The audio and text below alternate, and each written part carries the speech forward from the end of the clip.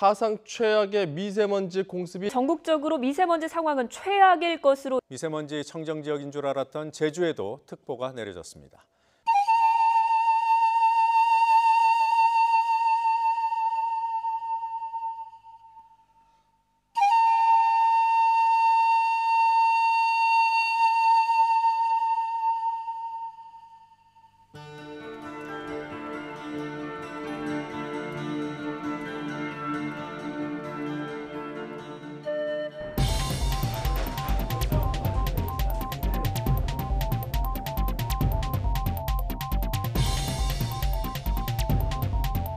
전국 17개 시도 가운데 12곳에서 고농도 미세먼지 비상저감 조치가 시행이 되고 있습니다.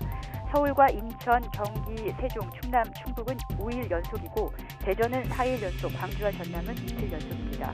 5일 연속 비상저감 조치가 내려지는 건 이번이 처음입니다. 제주도에도 처음으로 비상저감 조치가 발령됐습니다. 이런 곳에서는 행정공공기관 차량 2부제가 시행이 됩니다. 서울에서는 총 중량 2.5톤 이상 배출가스 5등급 차량이 운행할 수가 없고 위반하면 과태료 10만 원이 부과됩니다. 서울시청과 구청, 산하기관, 투자 출연기관 등 공공기관 주차장 441곳을 전면 폐쇄합니다. 미세먼지를 많이 배출하는 화력발전의 출력은 80%로 제한됩니다.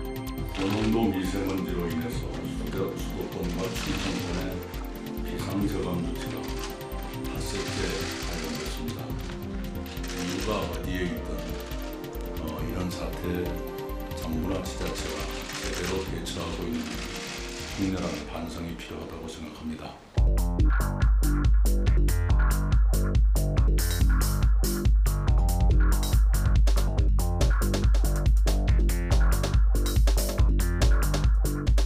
인천시 교육청이 어제 관내 초중고등학교와 유치원에 학사 일정의 지정이 없는 경우 학교장 재량으로 수업 단축과 실외활동 금지를 검토해달라고 먼저 공문을 보냈었고요. 이어 오늘 인천 대다수 지역에 미세먼지 주의보가 발령되면서 각 학교에 다시 단축 수업과 실외활동 금지를 검토하라고 지시했습니다. 서울시 교육청도 서울에 초미세먼지 경보가 발령되면서 오늘 오전 각 학교에 실외 수업을 하지 말도록 지시했다고 밝혔습니다. 단 휴업이나 단축 수업은 아직 검토하지 않고 있다고 덧붙였습니다. 충북교육청도 체육활동이나 현장학습 등 실외 수업을 금지하도록 각 학교에 지시했는데 단축 수업이나 휴업 권고는 하지 않았습니다. 교육부와 교육청의 고농도 미세먼지 대응 매뉴얼을 보면 미세먼지 경보 시 유치원을 비롯한 학교들은 실외 수업을 단축하거나 중단하고 등하교 시간 등 학사 일정 조정을 검토해야 됩니다.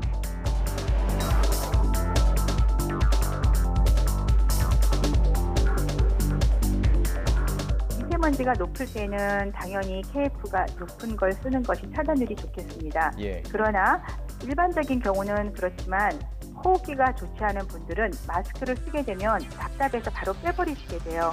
그러한 경우는 도리어 안 좋기 때문에 KF80 정도를 쓰셔도 어느 일정 부분이 차단이 되기 때문에 폐쇄성 폐질환 환자같이 호흡이 나쁜 분들은 KF80 정도를 써주시고요. 호흡이 좋은 경우라면 단기간 외출 시에는 차단율이 높은 KF94나 95를 쓰는 것이 도움이 될 수 있겠습니다.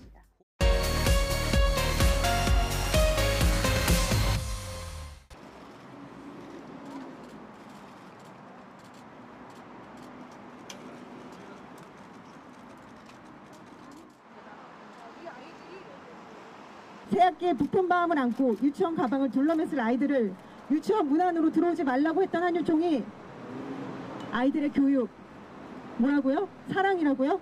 나를 쫓겨낸 이런 유치원에 다시 우리 아이를 보내는 마음은 정말 찢어집니다. 신뢰가 다 바닥이 난 유아교육 현장인데 계약했다고 엄마 아빠가 그냥 두 손 두 발 들고 좋아하고 감사할 줄 아십니까? 어떻게 아이를 등 떠민 유치원에 또 그 아이를 보내면서 쫓아가지도 못하고 그 피눈물 흘리는 심정을 아마 엄마 아빠들이 아니면 이해하기 힘들지 모릅니다. 여기 지금 기자회견장에 나와 계시는 분들 중에 아이가 아프다고 당장 이 카메라를 끄고 돌아가서 아이를 보살필 수 있는 그런 분들 계십니까? 그런데도 우리 엄마들은 아이가 아파도 현장에 나아가서 일을 합니다. 그 아이가 어떻게 먹고 어떻게 자는지 알지 못하고 오로지 그 기관과 시설의 장을 믿고 아이를 맡기고 있습니다.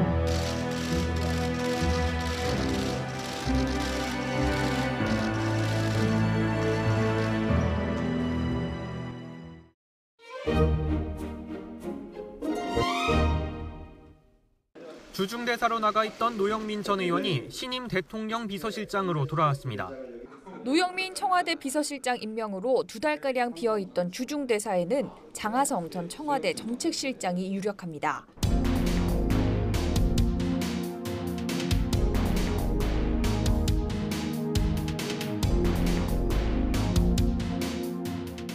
지난해 11월 사임한 장하성 전 청와대 정책실장 이제 주중대사로 지금 내정이 됐습니다. 이 부분에 대해서 지금 특히 한국당에서 좀 불만이 있는 것 같은데요.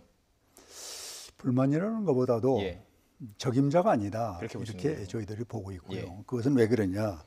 대한민국 정책의 정책 청와대 실장은 모든 정책의 책임자였고 특히 소득 성장에 대해서 아주 강하게 어필을 해서 오늘의 한국 경제가 이런 위험지경에 온 데 대해서 도덕적으로 실질적으로 책임을 지고 물러났던 사람을 예. 저렇게 중요한 자리에 다시 또 픽업을 하는 것은 과연 이게 잘된 것이냐 하는 국민들의 그런 의아심을 점점 사고 있기 때문에 예. 저희 당에서 그런 문제를 제기를 한 거죠. 예.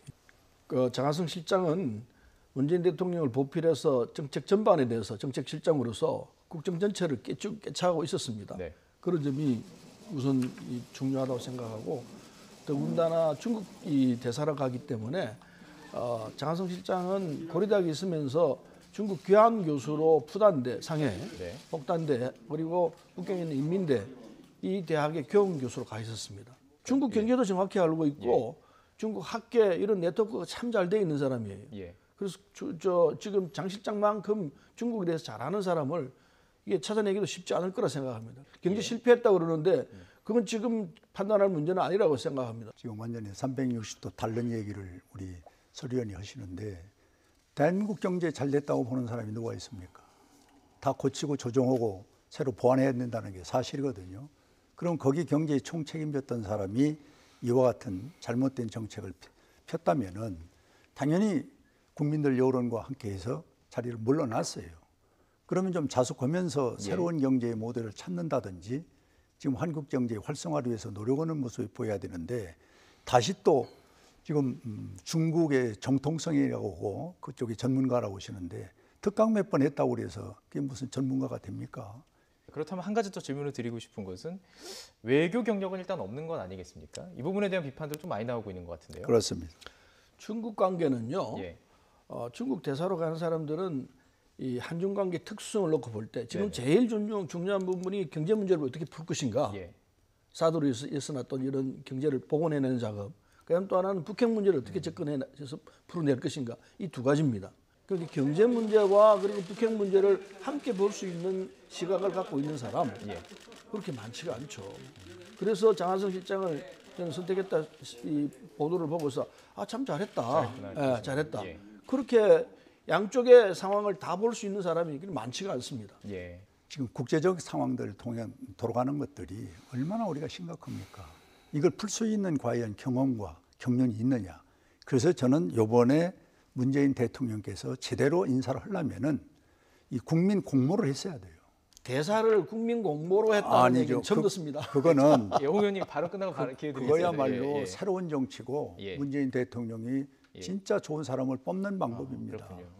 뭐 많은 대사를 다 공모하는 건 아니고 중요한 데 몇 군데를 전문적인 국민이 공감 갖고 또 그 나라에서 또 원하고 이런 사람들을 뽑아서 대통령이 대사를 냈다면은 한국의 국격이 높여지고 그리고 국제적인 엉켜있는 문제를 풀 수 있는 지혜가 거기서 나오는 거 아닙니까? 이것을 저는 권장하고 싶다는 거죠. 그렇군요. 시청자 여러분들도 두 분의 어떤 말씀하신 거의 장점과 단점을 좀 고민할 수 있을 것 같습니다.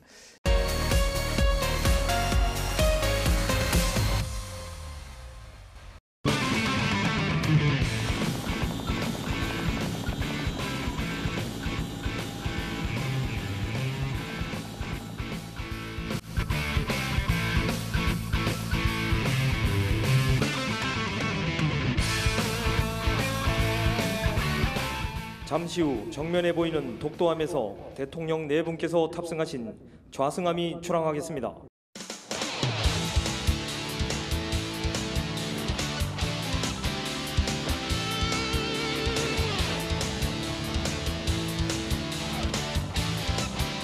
지금부터 대군사관학교 제73기 사관생도 졸업 및 임관식을 시작하겠습니다.